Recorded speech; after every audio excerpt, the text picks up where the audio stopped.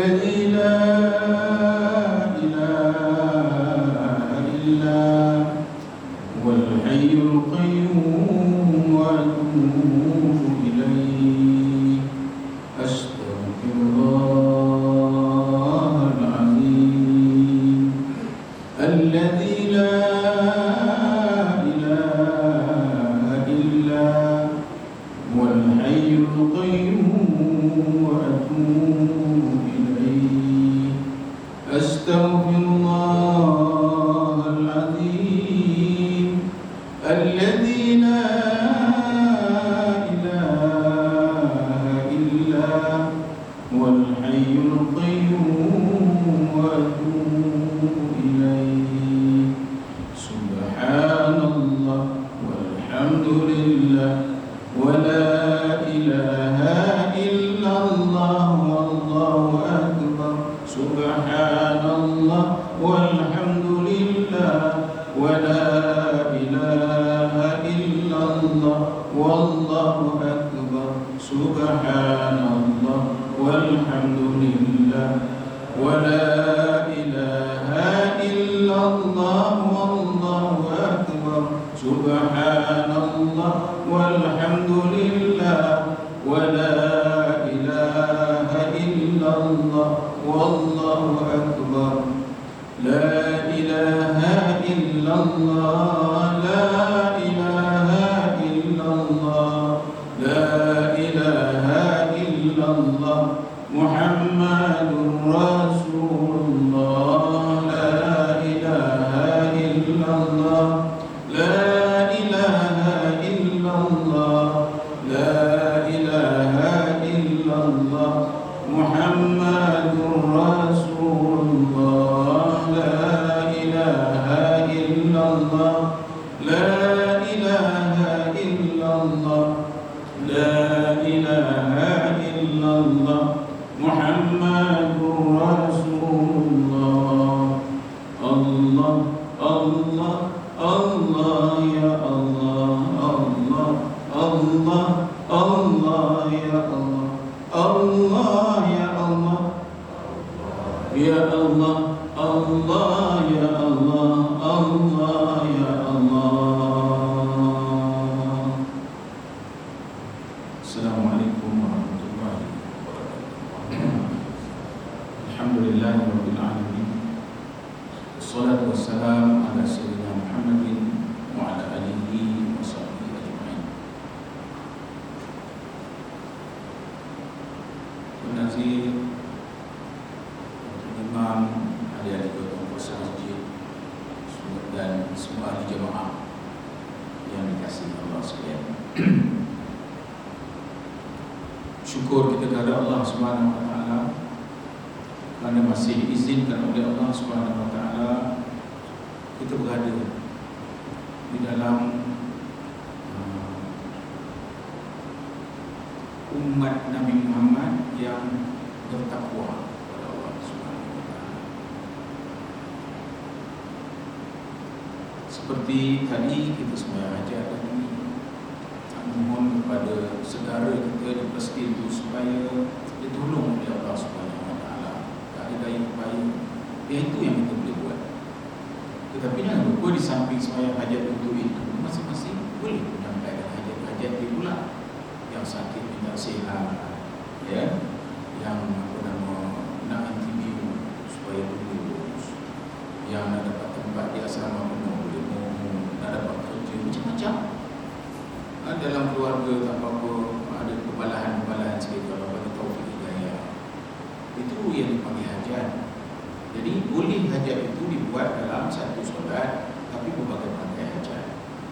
Yang pertama hajat tadi ialah setuju kita semua untuk minta agar Allah tolong Palestin ni. Tak ada siapa lagi boleh menolong dia melainkan Allah Subhanahu wa taala. Jadi artinya sembahyang hajat itu jangan dibuat untuk itu satu saja. Apa-apa hal kita peribadi itu minta kepada Allah Subhanahu wa taala supaya dilerai, supaya diusaikan. Kalau usaha menjadi kecil, yang kecil itu hilang. Nah itu yang dipanggil kita mengambil sikap bertakwa kepada Allah. Allah ada suruhan, Allah ada larangan. Jadi kalau ada masalah, dia kata sembahyang hajat. Sembahyang hajat kepada Allah Subhanahu Wa Taala. Jadi sembahyang hajat itu kalau tak ada disuruh oleh pejabat agama, mungkin jarang kita buatnya. Barangkali kita nak buat seorang-seorang, kadang-kadang kita buat tengah-tengah malam. Tetapi bila pejabat agama sekarang ni arah tu jadi wajib. Bukan wajib di syarak tu, wajib di pentadbiran. Maka jamaah kena buat, tak boleh tak buat. Apa kaedahnya? Kaedahnya Fatihah kuliah 10 kali. Kaedahnya kuliah Fatihah Qul huwallahu 10 kali. Itu kaedah nama dia. Tapi yang tetapnya supaya hajat itu ialah lepas Fatihah satu surah. Fatihah satu surah. Nak surah panjang, nak surah pendek itu pulang. Tetapi diamalkan oleh ramai orang kafirun sekali, Fatihah sekali. Anak buat lebih boleh. Ada juga ulama mengajar 100 kali Fatihah, 100 kali Qul huwallahu ahad. Rakaat pertama 10 kali, lepas Fatihah 10 kali rakaat pertama. Rakaat kedua lepas Fatihah 20 kali Qul huwallahu ahad. Rakaat ketiga 30 kali Qul huwallahu ahad. Rakaat keempat 40 kali. Dah 100 Qul huwallahu ahad. Macam-macam ulama mengajar. Salah kan? Tak ada salah. Sebab ini dinamakan sunat. Bersungguh selat lagi kita bersungguh-sungguh, lagi Allah memperhatikan apa yang kita minta. Itu di pengajian lain kita sebut. Jadi maksudnya jangan sia-siakan solat sunat hajat. Sebab tengah sekarang ni dapat arahan, kita buat. Kerana solat hajat ni adalah satu solat yang digalakkan oleh Islam. Itu yang disebut tadi taqwa. Dalam yang disebut taqwa ni adalah yang disuruh buat sungguh-sungguh, yang dilarang tinggal sungguh-sungguh.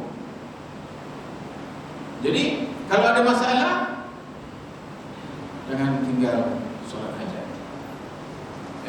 Baik, itu yang pertama. Yang kedua, bila kita masuk saja kepada khutbah di masjid yang kita sebut di khutbah, mestilah selepas sahaja bagi syahadah dan selawat atas Nabi, khatib akan kata ittaqullah. Tak boleh tidak. Ini ulangannya. Ittaqullah artinya bertakwalah kamu kepada Allah. Maksud dalam cakap panjangnya, ikut perintah Allah, tinggal larangan Allah. Itu. Tapi pendeknya takwa. Semua orang Islam tahu bila kata takwa tu, itulah maksudnya. Buat yang Allah suruh, tinggalkan sungguh-sungguh apa yang Allah larang. Tapi istilahnya takwa. Kalau dia katanya bertakwalah kamu kepada Allah. Dulu orang kata, apa dia suruh kita je, kamu bertakwalah kamu kepada Allah. Sekarang ni orang lembut kepada dia, marilah kita bertakwa kepada Allah. Nampak lembut sikit. Kalau dulu khutbah ni, bertakwalah kamu kepada Allah. Kamu kerja itu semua kita hadir. Tapi yang sekarang ni sidang Jumaat yang berbahagia. Marilah kita bertakwa. Nampak? Dia lembut-lembut. Itu pula itu kaedah. Tapi wajibnya serukan takwa itu kepada Allah. Maka dalam khutbah itu nanti ada satu yang takwa yang di bawahnya. Ada satu yang di bawahnya. Maka sebab itu kita jangan lari daripada apa yang telah ditetapkan oleh Allah, yang kita bertakwa tadi. Jangan membuat sesuatu yang lain. Kita nak baik, misalnya kita mensyirikkan Allah. Mensyirikkan Allah tak boleh. Mensyirikkan Allah. Kadang-kadang terlalu sangat kita kadang-kadang kita tak perasan. Sampai kita ke Kaabah tu misalnya, wahai Kaabah, ada silap kata dia. Wahai Kaabah, tolonglah. Kaabah kan boleh dulu. Wahai Tuhan Kaabah, boleh lah. Kena lah. Tapi kalau wahai Kaabah, tak boleh. Tapi apa yang boleh? sementara aku ada di hadapan Kaabahmu ini, ya Allah. Boleh silap kataan sikit dia terjadi Kaabah tu udah jadi Tuhan pula dah. Sebab itu bila kita pergi Madinah, askar-askar Arab tu tak bagi kita berdoa tu menghadap ke kubur Nabi kan. Pusing-pusing sana, kiblat dia kata. Ada kiblat, doa kepada kiblat, jangan berdoa kepada makam Nabi ni. Menghadap Nabi itu kita memberi salam, assalamu alayka ayyuhan nabiyyu wa rahmatullahi wa barakatuh. Itu yang kita bagi dekat Nabi. Sebab kita bagi salam dekat dia. Wahai Nabi, aku juga menyampaikan salam kawan-kawan yang banyak tak tersenarai saya nama masa saya nak datang dulu, berkirim salam semuanya. Saya sampaikan salam semuanya kepada ya Rasulullah. Itu sampai. Tapi bila berdoa, oi, syurtah tu apa nama? Askar-askar tu, oi, haram tu. Pasal dia takut kita silap. Padahal kalau kita menghadap kubur pun kita minta kepada Allah, tak ada masalah. Kan tak ada masalah, tapi dia takut kita silap. Walaupun ini makam Rasulullah sallallahu alaihi wasallam, dah kita minta ke Nabi, ya Rasulullah tolonglah aku, sudah. Tak boleh macam itu. Ya, dengan syafaat Nabi Muhammad sallallahu alaihi wasallam, ya, boleh. Syafaat Nabi. Jangan kepada Rasulullah sallallahu minta kita tolong. Ini yang dikatakan apa nama ni? Ilmu. Yang dikatakan ilmu. Dia mesti ada panduan. Mesti sentiasa berpandu kepada syirik syirik hafi, ya, syirik halus, syirik kasar ni. Jadi oleh kerana itu kita berterusan menentukan supaya setiap kali kita diingatkan oleh perkataan takwa. Kunci kepada kita ni, kita ingat takwa kepada Allah Subhanahu Wa Taala. Namun bila kita bertakwa kepada Allah, jangan silap dalam meletakkan sebab itu orang takut apabila seseorang itu sudah disayangi oleh semua orang sayang dia, nuntut ilmu dengan dia kan, dia dah jadi fanatik kepada orang. Itu agama cukup takut. Sebab fanatik yang macam itu yang disebut sampai asabiah lah, macam-macam tu.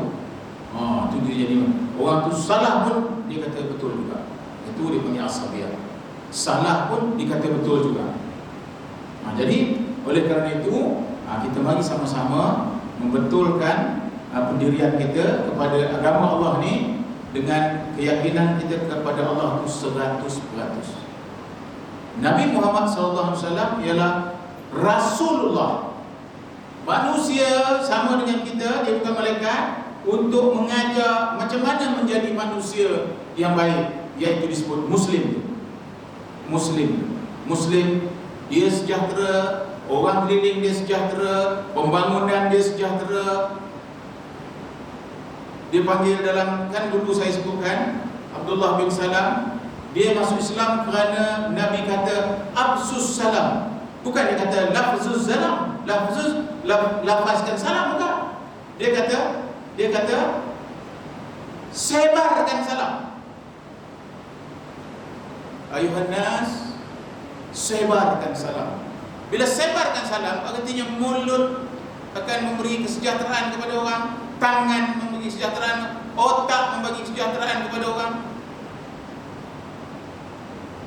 Seorang buat kilang Petronas tu, ada 51,000 orang bekerja dengan dia. Bagaimana pembinaan Petronas itu sendiri telah memberi salam kesejahteraan kepada 51,000 pekerja. Coba ya, itu yang salam disebut tu, yang dikata sebarkan salam tu.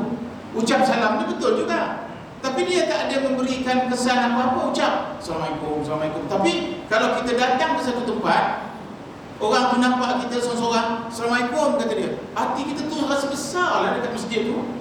Kita baru datang masjid ni, nampak aja kita, orang tu nampak kita, orang Assalamualaikum, Waalaikumsalam, kita pun bersalam. Kadang-kadang meluk rasanya. Pasal apa? Rasa sejahtera, rasa selamat tempat ni. Kerana belum kita bagi salam, orang yang bagi salam. Patutnya yang sedikit bagi salam kepada yang ramai. Tetapi orang ni lain. Dengan Nabi itu, Nabi ngajar Nabi ngajar menyuruh-nyuruh belakang-belakang pokok dan sebagainya, nak bagi salam ke Nabi, tak dapat. Nabi bagi salam dulu. Cuba ya. Itu dipanggil absus salam. Jadi kalau kita sentiasa mensejahterakan, kita fikir macam mana nak mensejahterakan orang. Orang yang resda atau pegawai-pegawai resda, macam mana kita nak menolong orang ni supaya dia jadi sejahtera? Dengan ada kebun dia tak ada 10 hektar ni, dia tak ada lagi minta duit kat orang dah. Dia dengan pendapatan ini dia dah boleh hidup, keluarga dia boleh sekolah, anak-anak ni. Macam mana nak buat ni? Jadi apa? Dia mesti tentukan benihnya yang bagus. Contoh aja lah ni. Contoh, mesti benih ni benih yang bukan saja bagus tapi ori. Jangan lepas kita 7 tahun nunggu pokok tu, bila dituai meleleh aja susu dia. Bila sampai kita ngangkit kita panggil tu sikit nak getah. Tapi dulu penerangannya, kalau lepas 7 tahun pokok ini kulitnya lembut aja, tarik sikit aja pisau getah tu dah katanya. Benih pun datang beribu-ribu, kita pun tanam. Selepas 7 tahun baru kita tahu bahawa benih itu ditipu di orang membekalkan kepada dia. Bayang tu, bosok-bosok tu. Ini yang kata salam, iaitu kita sentiasa menentukan supaya apa-apa tanggungjawab kita tu dilaksanakan sepenuhnya. Cemburu, kena cemburu. Orang yang memegang jabatan dia kena cemburu betul. Ya ke benih kau ni? Ini contoh yang dipanggil Abdullah bin Salam masuk Islam kerana dia percaya ini memang Nabi. Ini memang Nabi. Absus salam kata dia. Lepas itu bagi orang makan. Dia bukan kata bagi orang miskin makan, kasih orang makan. Maksudnya salam itu juga bermakna semua orang mesti makan. Tak boleh ada orang dalam kampung tak makan.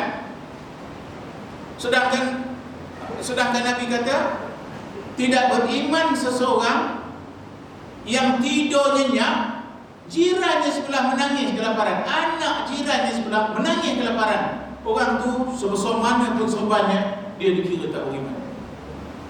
Tak cantik ke Islam tu diajar oleh Nabi Muhammad SAW? Cantik sungguh. Cantik sungguh. Sebab itulah kita menyebutkan bahawa dalam berkira dengan Allah SWT ni, dia ada rukun, syarat dan sebagainya. Itu dah siap dalam fiqh namanya. Tauhidnya dalam iman kita dalam tauhid. Peraturan-peraturan ni dalam tasawuf. Peraturan, tadbirnya, indahkan. Cara bercakap dengan orang pun ada ada adabnya. Adab itu dipanggil tasawufnya. Jadi apa lagi Nabi kata? Hendaklah engkau bekerja untuk duniamu macam kau tak ada nak mati-mati. Bila kau bekerja, artinya kerja sungguh-sungguh, macam tak ada nak mati-mati. Tapi bila beribadah, kata Nabi, hendaklah kamu beribadah seolah-olah besok nak mati. Apa maksudnya tu? Semua mesti bersungguh-sungguh. Ni yang kita sebutkan tadi. Nabi Muhammad SAW, Rasul tu ialah utusan. Dia juga pemandu kita. Macam mana nak beribadah, macam mana nak solat, macam mana nak puasa, macam mana menghadapi masyarakat, macam mana nak menghadapi anak-anak. Kalau tidak, baru ni saya tengok satu video yang bercakap tu, saya tengok slow banding dia. Dia kata, dia pergi kat satu pokok. Ini pokok. Dari pokok ini kita boleh mendapat beribu-ribu bilah manci api. Aku nak bercakap dia ni. Dari sepokok ini kita boleh mendapat ataupun membuat beribu-ribu bilah manci api. Tetapi katanya satu aja bilah manci api ni daripada beribu tadi boleh membakar seluruh pokok-pokok dalam dunia. Bukan main tu kalau kita nak mengkaji apa cakap dia ni, apa yang nak disampaikan dia ni. Kemudian bilah manci api ni kata dia nak bagi tahu tu, tadi sebiji sebatang saja boleh membakar seluruh. Kita kata dah banyak kali dah, kita kata nak membuat masjid ni kena ada arkitek dulu, merancang macam mana pokok. lepas arkitek tu anginnya daripada sana bertiup, di mana keluar? Dalam ni macam mana bunyi udara kalau kita pakai macam mana? Elok tak bunyi? Pecah tak? Itu dipanggil arkitek yang melaksana buat macam tu. Lepas tu engineer pula masuk. Tiang ni kalau seberat ini, besar mana tiang? Boleh tak kosong tengah ni? Kalau tak ada ni, tumbang ke bawah. Itu dipanggil engineer. Elektriknya macam mana? Dalam ni, supaya tak nampak, biar cantik. Kalau macam ini dah cacat. Dia dalam ni. Itu yang dipanggil arkitek. Lagi, lepas itu ditenderkan. Ditenderkan tu ada pula arkitek tu menengok itu je kerja dia. Macam basuh simen, dia tengok berapa simennya, berapa kambing, pasir berapa, ngikut tak piawai. Kalau tidak dia tak nak lulus kan. Dah semua siap lengkap kerja-kerja ni. Baru siap sebuah masjid. Tapi kalau nak runtuhkan, tak payah ada engineer, tak payah ada arkitek. Ada seorang tak berapa betul kepalanya, otak tak berapa elok, bawanya satu tin minyak gas. Orang Perak kata minyak gas dah tu. Minyak api, petrol, mancis sebatang, hancur. Tak payah panggil orang cuba ni. Maka dia pun kata, banyak mancis ni daripada kayu ni. Tapi katanya mancis ni ada kepala, tapi tak ada otak. Mancis ni ada kepala. Kan mancis ada kepala, belerang, tapi tak ada otak. Digesek aja berapi lah tu. Apa maksudnya? Bermakna manusia ni kalau banyak sekalipun, kalau tak berotak, susah kita buatnya. Yang kita ajak dia buat elok, dia kata tak elok tu. Yang elok dia punya tu juga. Ini tak boleh dikacau akal ni, tak boleh dikacau akal ni. Itu segala yang membahayakan otak ni semua tak boleh. Terganggu je dia. Poin satu-satu dia rosak, habis budak tu dah tak jadi manusia balik lah. Tak jadi balik lagi dah. Fikiran ni tak boleh dapat didengar. Bayang tu. Ni. Jadi mengawal ini, janganlah kau campakkan dirimu kepada kebinasaan. Itu ayat Quran.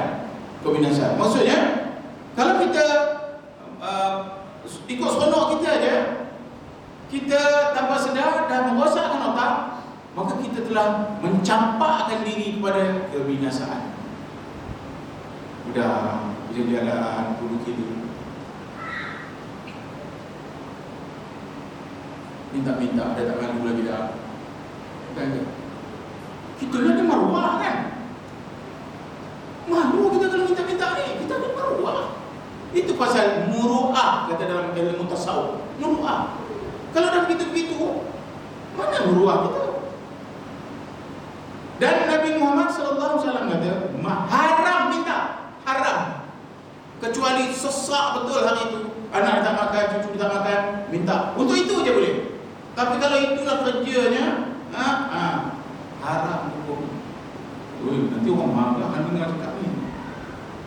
Kalau kita nak menengok Islam punya cantik. Jadi kalau kita rosakkan otak kita dengan sebab benda-benda yang tak benar, maka kita sebenarnya telah jadi macam mancis sapi tadi lah. Ditegur marah. Ada kepala, tapi kepala tu digosok je sikit, ataupun dicakap bahasa lain, gesek je sikit, berapi keluar. Kita cakap sepatah, 18 patah dia punya lawan. Masa berapi, benda gesek sikit. Dia cucuk dia orang, cepat je masuk. Sebab itulah kita kata, apa yang disampaikan dia orang tu, walaupun dia bukan guru agama, tapi dia cuba menyampaikan bahawa kita ni manusia kan, kita ni manusia. Banyak anak kita, banyak cucu kita, banyak rakyat kita. Tapi kalau semuanya sudah rosak ini, habis kita, hancur kita. Jadi maksudnya, kalau boleh ada 2-3 anak pun, tapi kepala itu elok, kepalanya. Jadi nak membagi tahu bahawa mancis api banyak, tapi pantang digesek sikit dia orang berapi lagi. Berapi itu maksudnya mengamuk terus. Langsung tak setuju apa orang cakap. Cakap dia seorang je betul. Akhirnya sebuah negara jatuh. Akhirnya sebuah empire jatuh. Empire Osmaniyah very strong. Fatimiyah, kuat betul. Terus sangat kuat. Itu yang jadi Palestin sekarang. Tak kuat. Pakai lastik aja melawan orang tu. Cuba bayang. Sedangkan kalau ikut teknologi Salahuddin Al-Ayyubi berlawan dengan Richard the Lionheart, saya dah ulang banyak kali, untuk merampas Kudus. Al-Qudus itu maksudnya Masjidil Aqsa lah. Senjata orang Islam pada waktu itu kecil, ringan. Lagi teknologinya tinggi. Salahuddin Al-Ayyubi, dia punya baju besi dia berangkai-rangkai, ringan, boleh melompat. Sedangkan Richard the Lionheart, dia punya baju besi, bila pakai jatuh bangkit tak boleh. Jadi dia tak boleh jatuh hancur. Pasal berat sangat. Selepas kita menang, lepas itu kita kalah. Bila kita kalah, teknologi besi itu digunakan oleh Eropah. Jadi dah menang, Spanyol menang kan? Digunakan oleh teknologi itu, digunakan oleh Eropah. Dia berubah besi bagus tadi kepada Mercedes, kepada BMW, kepada entah apa kereta dia buat. Bukan main. Besi itu daripada tadinya melawan, dari pindah kepada kenderaan. Jadi kenderaan dia berat, kuat, gagah. Kita udah tak ada lagi dah pakai ini teknologi. Teknologi ini tak betul. Kita tak nak ikut teknologi ini. Kerana teknologi ini akan menyebabkan kita nantinya lupa Tuhan, semua sebagainya. Maka kita pun kata teknologi jangan pula lagi. Orang ambil teknologi itu. Kita kekal dengan apa saja. Bila nak perang je, kita berdoa kepada Allah SWT. Dengan teknologi tak ada. Maka bila ikhtiar tak sama dengan doa, lepas ikhtiar baru doa.